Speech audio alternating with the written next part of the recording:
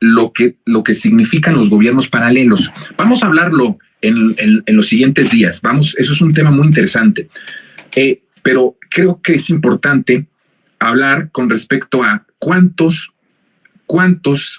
gobiernos paralelos existen en nuestro país.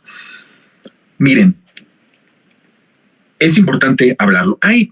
Hablando de los organismos autónomos, me parece que es muy acertado que el presidente, en el momento en el que va a mandar una reforma para eliminar 10 de estos organismos, o al menos 10 de estos organismos, sea muy puntual en hablar de gobiernos paralelos. Me gustó mucho el que haya utilizado esta referencia, porque nos da pie a que podamos analizar de fondo que no solamente son los organismos autónomos los que han funcionado en México como gobiernos paralelos. Esto viene, por supuesto, de la década de los 90, ¿no?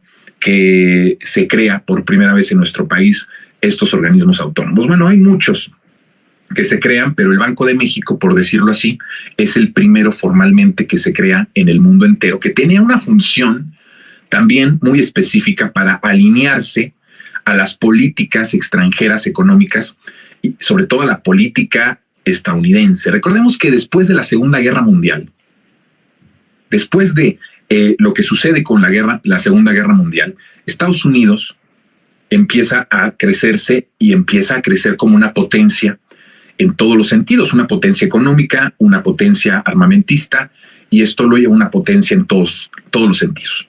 Y esto lo lleva, por supuesto, a que después de la Segunda Guerra Mundial empieza un nuevo orden muy distinto al que se conocía, por ejemplo, en la Primera Guerra Mundial o en el contexto de la Primera Guerra Mundial, ¿no? Después de esto hay una alineación política y una alineación económica, y toda esta alineación mundial, política, económica, social, tenía que ir, evidentemente, pues alineada a la par de las condiciones, o sujetas más bien a las condiciones políticas, económicas y sociales del nuevo imperio, que en ese momento era Estados Unidos. Entonces, los bancos centrales del mundo tenían una función también de alinearse a las políticas monetarias de Estados Unidos.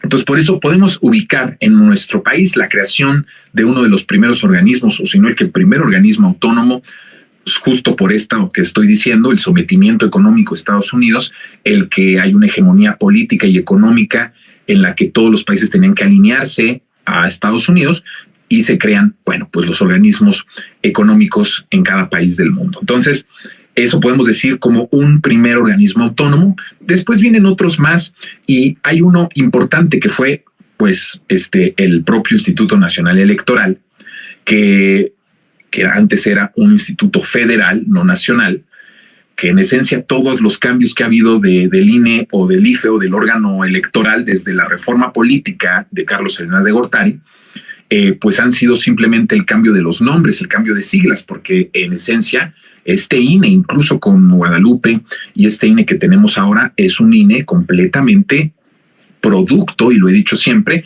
de la reforma política de Carlos Salinas de Gortari. Entonces, no podemos decir que ha sido un avance democrático y que ha sido una institución que ha avanzado. Desde luego que no. Ni siquiera, bueno, evidentemente, tampoco el IFE de Guldenberg o el Instituto Nacional Electoral de esos tiempos de la transición, de esa llamada transición democrática, que no fue otra cosa que simplemente el cambio de partido. El régimen decidió que un partido distinto al que habitualmente le representaba sus intereses políticos y económicos, pues ganara en el 2000, ¿no? Ya he hablado, hay un monólogo específico con respecto a esta farsa de la transición económica, de la transición política electoral que se llevó a cabo en el 2000.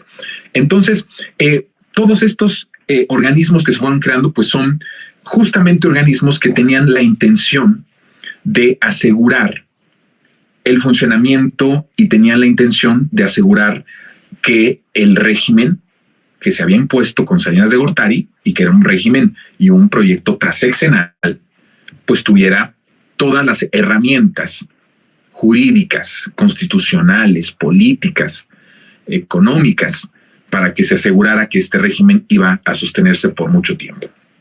Ellos calcularon mucho. Yo he dicho que el régimen salinista neoliberal es ante todo un régimen sí asesino, sí corrupto, sí corruptor, pero ante todo es un régimen que tiene que tener el precedente de lo autoritario. Todo régimen de corrupción, todo régimen que sirve a las élites, que sirve a las oligarquías, que sirve a los intereses de unos cuantos, tiene que ser sostenida por el autoritarismo. Todas, en el mundo entero y en la historia, siempre ha sido así. Entonces, el régimen salinista tenía que estar sostenido por el ejército. Por eso es un régimen, ante todo, autoritario. Cuando se habla de el régimen autoritario del PRI, no solamente era del PRI, es el régimen autoritario de Calderón, el de Fox, el de Calderón también, no solo el del PRI. Entonces, ¿por qué digo de todos? Porque todos pertenecen al mismo régimen y todos tenían que ser sostenidos por el ejército. Bueno, ¿qué ejemplo más claro de que el régimen de Calderón sostenido por el ejército? La decisión justo de sacar al ejército con el motivo de lo que yo llamo el exterminio social y una guerra que hace del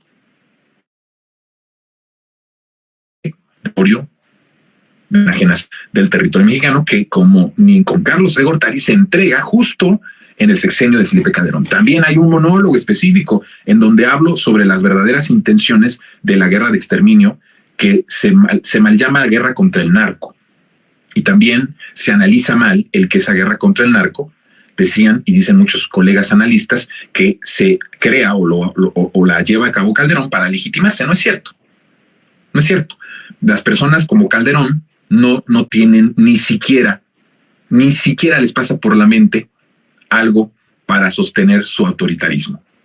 No, porque el pensar que Calderón lanzó una guerra contra el crimen organizado, contra la guerra, para legitimarse es darle la posibilidad de que tenía algo bueno en su conciencia o cierto remordimiento para lavarse la cara. No es cierto, a estas personas no les importa. Por eso la guerra de Calderón fue una guerra para exterminar y fue una guerra para sostener su régimen, que era el régimen salinista neoliberal, y era estratégico para el nuevo momento de negocio en donde él entra como el primer narcopresidente y el primer líder criminal del país, el más importante. A ver, cuando pasa esto con Calderón, no solo es esto que acabo de decir, sino que viene también la intención de crear un gobierno paralelo. Que fíjense lo que son las cosas. En esencia sucede, porque ahora se sabe, es una información nueva, que toda la estrategia fíjense esto lo que voy a decir, toda la estrategia para poder destruir Luz y Fuerza, el sindicato de Luz y Fuerza, para poder dejar en la calle a 40,000 personas, que esto, cuando hablamos de 40,000 personas, no estamos hablando solamente de individuos, estamos hablando de que estas personas eran madres, padres de familia, que eran el único sostén de sus familias. Por eso no hablamos de 40,000 personas, hablamos de 40,000 familias. ¿Sí? Cuando le da este golpe a Luz y Fuerza a Calderón, ahora se sabe que quien es el cerebro de toda la estrategia es García Luna. Y que esto había sido organizado por García Luna durante mucho tiempo atrás. 3 meses llevó el crear toda la estrategia y todo el plan, y donde se reunía en ese momento el secretario del Trabajo, el propio Felipe Calderón y García Luna. Entonces, esto empata muy bien con el gobierno paralelo, porque en el 2006, guerra de exterminio, la entrega de nuestro territorio a las empresas extranjeras, como ni con Salinas hubo esta enajenación de suelo patrio, de territorio mexicano, y otra era la imposición de un gobierno paralelo que estuviera sustentado por el crimen organizado. Claro, el crimen organizado necesitaba una figura de gobierno que le permitiera cada vez tener el negocio de las drogas y todo el negocio de todos los otros delitos, la extorsión, los secuestros, todo lo que después se desprende de la guerra contra el crimen organizado, que yo llamo guerra de exterminio de Calderón, pues necesitaba un gobierno. Entonces se crea un gobierno paralelo con el crimen organizado. Este gobierno paralelo del crimen organizado sigue funcionando en muchos espacios del territorio mexicano. En Jalisco, por ejemplo, en Guanajuato, por ejemplo. Hay otros que los gobierna Morena, pero siguen teniendo, por tanto tiempo de estos gobiernos paralelos del crimen organizado, siguen teniendo una inercia criminal en donde están involucrados políticos del más bajo nivel al más alto, en donde están involucrados notarios, fiscales, policías, investigadores, ministerios públicos, jueces, juezas, personas de los medios de comunicación, sin duda alguna, personas de los comercios, comerciantes, pequeños, medianos y grandes empresarios de la zona. ¿Se dan usted cuenta?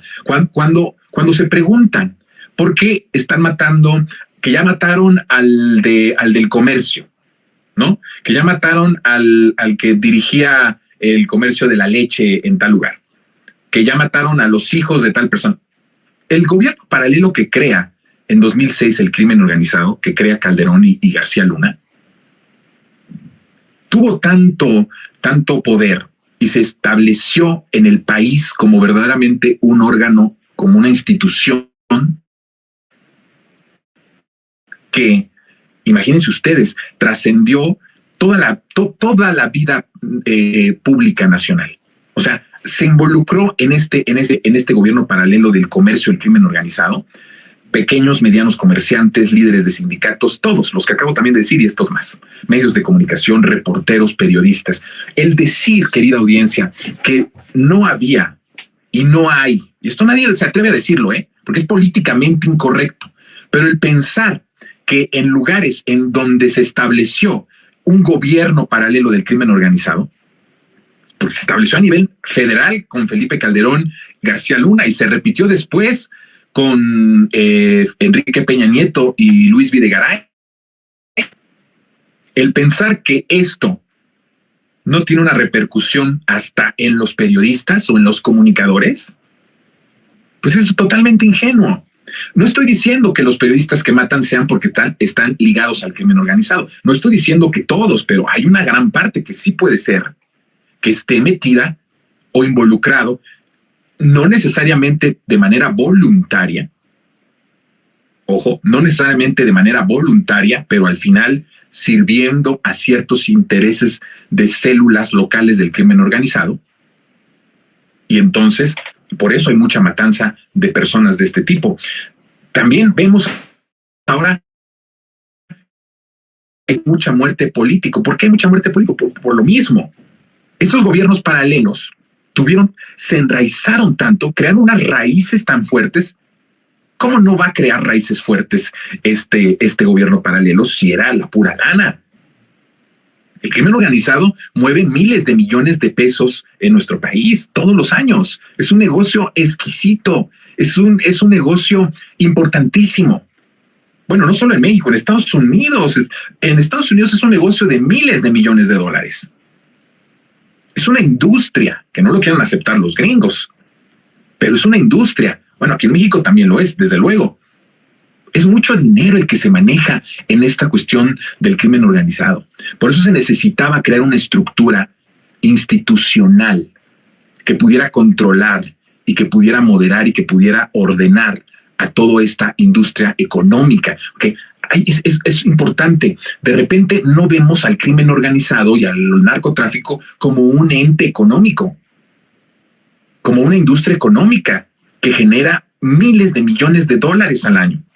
Perdemos de vista en nuestro análisis que todo esto necesitaba una institucionalización.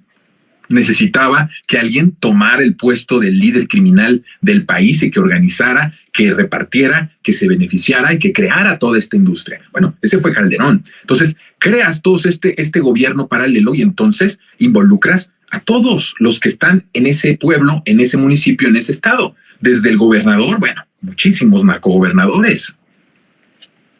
No se diga de los presidentes municipales, o sea, alcaldes y alcaldesas abiertamente ligadas al crimen organizado. Familias enteras de políticos metidas hasta el tuétano en el negocio, porque es mucho dinero. Es mucho dinero, son muchas ganancias. Ese es el motor del régimen salinista neoliberal. todo lo que pueda crear riqueza y dinero, lo acaparamos. Y así esa es la historia de nuestro sistema económico. Todo lo que generara recursos y dinero para un grupo de personas, lo podías acaparar y lo podías hacer parte del régimen. El crimen organizado, cuando tiene todo este boom y cuando tiene todo esta industria creciente económica, fue acaparada por Calderón en vez de ser un ente que convivía. Con Salinas, las camionetas de Conasupo. Sí, las camionetas de Conasupo eran las que transportaban droga a Estados Unidos.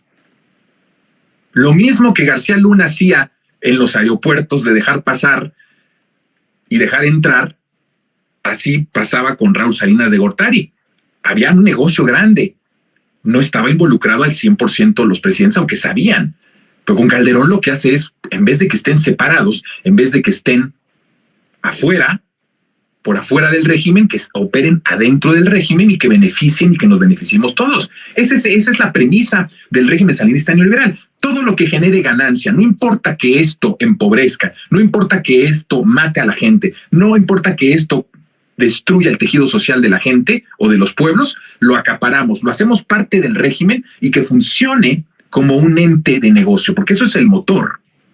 El crimen organizado formó parte de eso y forma parte de ese régimen antiguo, como un comercio. Se institucionaliza con un gobierno paralelo y entonces en varios estados, desde el gobierno estatal, gobiernos municipales, empiezan a crearse ese gobierno paralelo en el que hay un beneficio de periodistas, de medios de comunicación locales, de artistas, de jueces, de juezas, de ministerios públicos, de líderes comerciantes, de pequeños y medianos empresarios. Escuchen lo que estoy diciendo. Esto es el gobierno paralelo del crimen organizado. Así opera. Por eso cuando dicen, ¿por qué sigue habiendo tanta violencia? Pues claro que va a haber mucha violencia. Porque un gobierno paralelo se resiste a ser destruido por la transformación. ¿Y cómo no se va a resistir si manejaba y maneja mucho dinero? Y ahora ya no puede manejarlo. Ahora ya no puede actuar de la misma forma. No, si con Calderón actuaron y fue el paraíso para ellos. Con Calderón y con Peña Nieto es el paraíso. Revisemos las cifras de las ganancias del crimen organizado entre Calderón y Enrique Peña Nieto. Es impresionante revisar.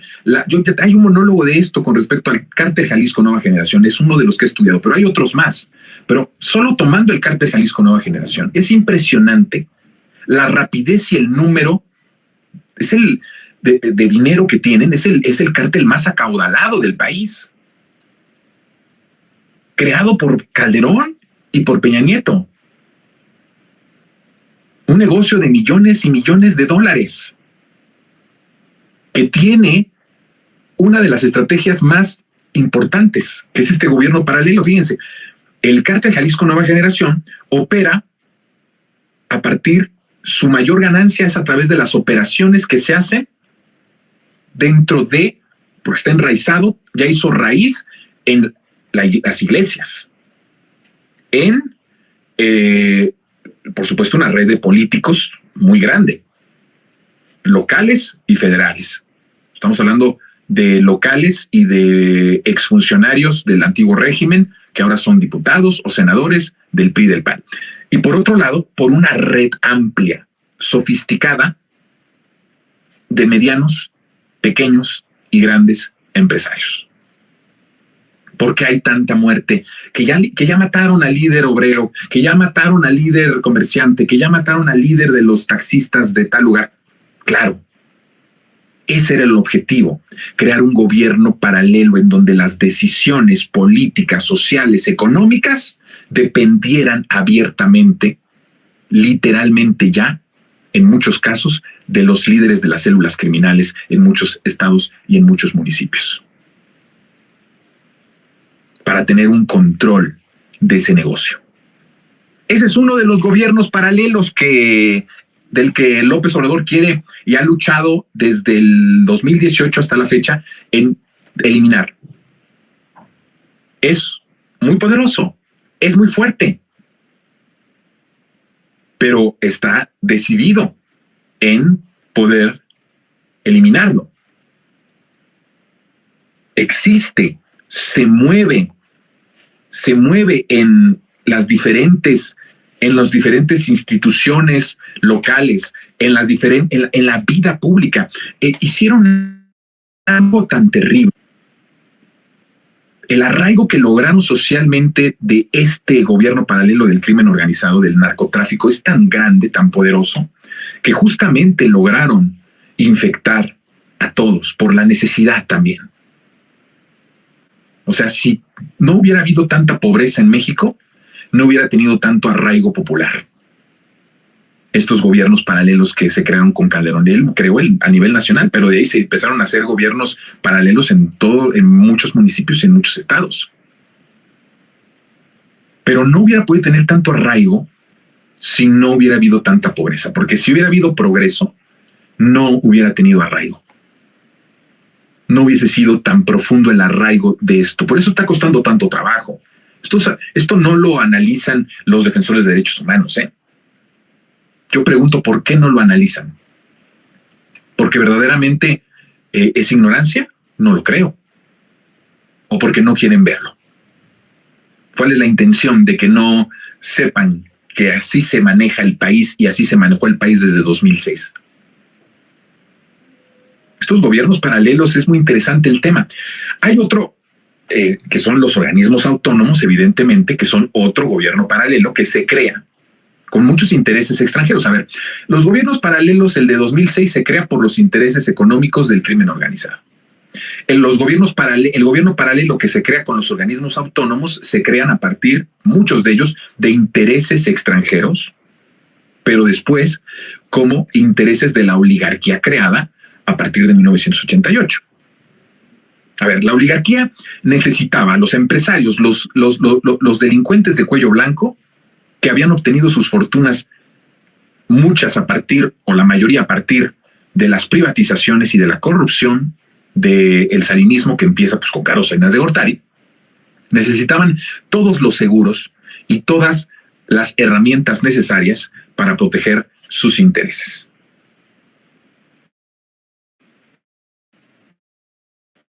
Lo primero, el ejército, ¿no? No solo bastaba que el ejército fuera el que los protegiera, utilizándolo siempre en cuestiones autoritarias. Si había unos campesinos que protestaban, mátalos. Si había un grupo de obreros que protestaba, elimínalos, desaparécelos. Si había un grupo político que se oponía a ese régimen político de ese momento, elimínalo, mátalo, asesínalo, desaparécelo. Esa es nuestra historia, ¿eh? No olvidemos la guerra sucia, no olvidemos las decenas de muertes de luchadores sociales en el periodo salinista, no lo olvidemos.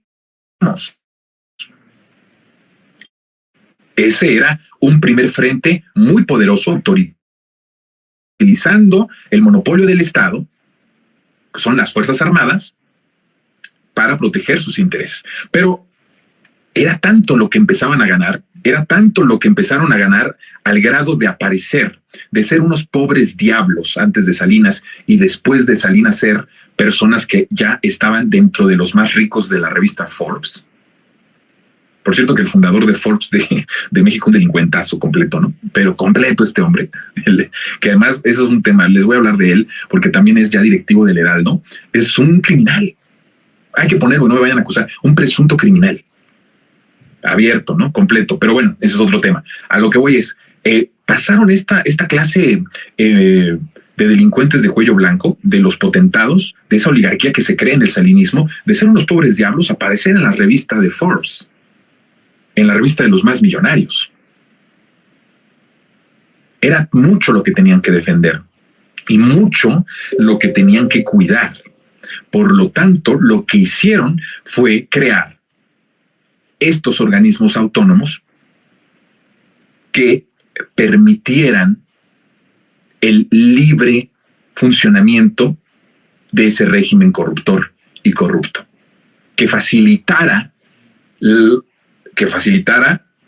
por supuesto, la desigualdad, que facilitara la corrupción, que facilitara, sin duda alguna, sus privilegios y de esta forma el que ellos pudieran seguir siendo beneficiarios del erario público, del poder popular, del erario público, de todos los bienes nacionales, y que no hubiera nada que les pudiera hacer un contrapeso.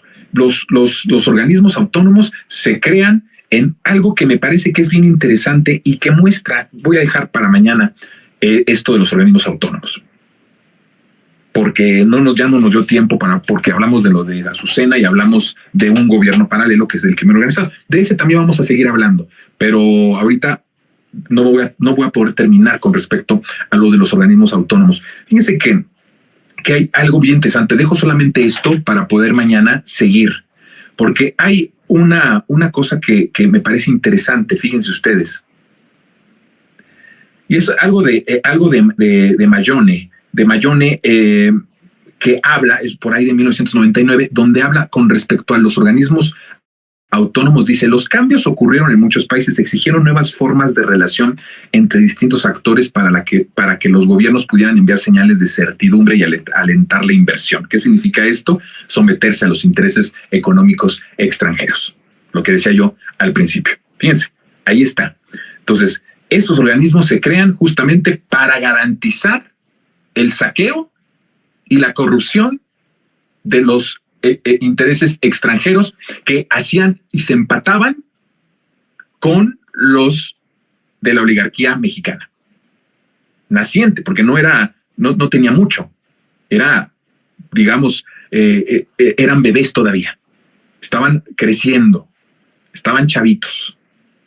Entonces era el empate entre esos intereses extranjeros y los intereses nacionales. Hay un monólogo en donde yo hablo de cómo por los intereses extranjeros, sobre todo Estados Unidos, principalmente Estados Unidos, no sobre todo, principalmente Estados Unidos, se crea oligarquías en las naciones. Ese es un monólogo, no voy a explicar eso porque ya tenemos un monólogo específico sobre esto. Cómo se crea a petición de Estados Unidos las oligarquías mexicanas. La oligarquía mexicana. Bueno, dice entonces que estos supuestos organismos están en función de dar certidumbre y alentar la inversión, así como para que los recursos, escuche esto, y las ganancias estuvieran salvaguardados. ¿De qué están hablando? ¿De qué recursos y de qué ganancias? Pues de los recursos naturales, de las ganancias de la producción mexicana, del salario de los mexicanos, de la obra, de la mano de obra mexicana, de la riqueza nacional, del petróleo, de la luz, de la industria, de los hidrocarburos, de las piedras, de la minería. Estamos hablando de todo. Es una aceptación abierta. Entonces dice, así como para que los recursos y las ganancias estuvieran salvaguardados mediante políticas económicas y de regulación sustentadas, y aquí está una de las claves más fuertes y mañana continuamos con eso, sustentadas en principios de lógica económica y no política. Ya nomás no dijeron y no social, pues nada más porque ya no quisieron ser tan descarados, ¿no? Todos estos organismos autónomos creados para salvaguardar inversión, ganancias, recursos, basadas en una regulación de una lógica económica y no política, que significaba un paralelismo. El pueblo puede escoger al gobierno que quiera, y ni siquiera eso tuvimos en México porque todos fueron fraudes. Todos fueron fraudes, menos la del 2018. Entonces, la lógica era, los mexicanos, pan y circo, que elijan a sus gobernantes. Nosotros ya vamos a tener un gobierno paralelo real que verdaderamente mande, que esté alineado a los intereses de los potentados extranjeros. Entonces, ¿para qué servía que votáramos? ¿Para qué servía que tuviéramos presidentes de la República? Jonathan, ¿estás hablando entonces de que todo fue una farsa desde el 88 hasta el 2018? Sí, todo fue una farsa. Por eso digo, no había democracia, todo fue una farsa, porque mientras nosotros supuestamente votábamos en menor o mayor medida y ellos nos hacían fraude de todas formas, no importaba incluso que ya ganara cualquier otro menos peor. ellos ya habían establecido un gobierno paralelo con todas estas instituciones autónomas que aseguraran los recursos mexicanos para ellos, los recursos mexicanos para ellos, y que basado en una lógica económica y no en una lógica política. Qué fuerte esto, ¿no? Qué mal que el tiempo ya se nos terminó, porque es un tema interesante. Mañana le vamos a dar una continuidad, pero ¿se está dando usted cuenta de estas conexiones? De cómo dejaron estos gobiernos que respondieran a los intereses de los potentados extranjeros y nacionales. Así como en 2006 se creó un gobierno paralelo que sirviera a la industria económica del crimen organizado y a los intereses del crimen organizado y del narcotráfico, no solamente nacional, sino mundial. En la década de los 80s y 90s se crean estos organismos autónomos con la misma intención de ser un gobierno paralelo que represente los intereses de los que verdaderamente mandaban en México. Por eso cuando López Obrador llega a la presidencia, una de las cosas más contundentes que dice es: ya no va a gobernar la oligarquía, ya no va a gobernar los potentados, va a gobernar el pueblo. Por eso hace esa diferenciación entre quienes iban a gobernar con él y quienes gobernaron con los políticos del régimen antiguo. Una farsa completa. Estos organismos funcionaban y en muchos sentidos siguen funcionando, por eso hay que eliminarlos, como gobiernos paralelos que garantizan el saqueo y los privilegios de los potentados y de los potentados y de los intereses extranjeros y nacionales, pero de los privados, de las 30 familias mexicanas. Es un tema muy interesante. Mañana vamos a seguir hablando de esto y de cómo López Obrador está dando una batalla, de las batallas más grandes que podamos ver en la historia de México. Hay algo que quiero decir para terminar. Ni en la